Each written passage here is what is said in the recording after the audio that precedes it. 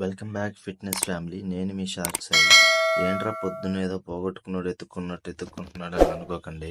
Night బాగా వర్షం పడింది కదా, సో ఆ వర్షం నీటిని ఎలా దాటాలో ఆలోచిస్తున్నా. మొత్తానికి ఎలాగోలా దాటుకొని రన్నింగ్ చేసుకుంటూ పార్క్కి వచ్చేసా. ముందుగా మీకు ఒక చిన్న కథ చెప్పాలి. ఒక సిటీ డే 0 స్టేజ్కి వచ్చేసింది. అంటే ఆ సిటీలో ఉన్న స్టోరేజ్ వాటర్ అంతా అయిపోయి స్టేజ్కి వచ్చింది. అసలు ఆ స్టేజ్కి ఎలా వచ్చిందంటే 3 సంవత్సరాలుగా ఆ సిటీలో వర్షాలు లేవు, పాపులేషన్ పెరిగిపోయింది, ప్రజలు ఫ్యాక్టరీలో నీటిని అధికంగా వాడటం మొదలుపెట్టాయి. సో అందువల్ల ఆ సిటీ డే 0 స్టేజ్కి వచ్చేసింది.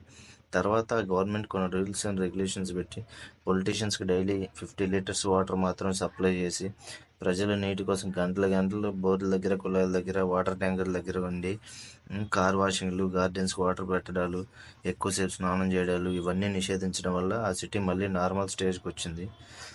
డే 0 నుంచి బయటపడ్డారు వాళ్ళు.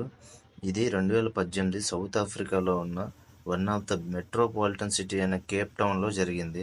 ప్రజెంట్ డే 0 సిచ్యువేషన్కి 21 సిటీస్ దగ్గరలో ఉన్నాయంట. దాంట్లో మెయిన్ ఎగ్జాంపుల్స్గా తీసుకుంటే ముంబై, సావోపాలో, జకార్టా ఇలాంటి సిటీస్కి మేబీ ఫ్యూచర్లో వాటర్ ప్రాబ్లమ్స్ రావచ్చు. సో మీరు జాగ్రత్తగా వాటర్ వేస్ట్ చేయకుండా యూజ్ చేయండి. అవసరానికి మించి వాటర్ని యూజ్ చేయకండి.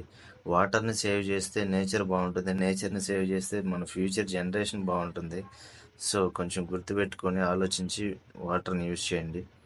ఇది ఫ్రెండ్స్ ఈరోజు మందులు. అసలు ఇదంతా మాకు ఎందుకు చెప్తున్నాం అని అనుకోకండి. ఈరోజు వరల్డ్ వాటర్ డే. సో ఒక్కరైనా మారుతారని, ఒక్కరైనా వాటర్ని సేవ్ చేస్తారని నాతో కలిసి ఈరోజు మీతో మాట్లాడాను. సరే ఫ్రెండ్స్, ఏమనంటే రేపటి వీడియోలో చూద్దాం. మీరు జాగ్రత్త. See you tomorrow.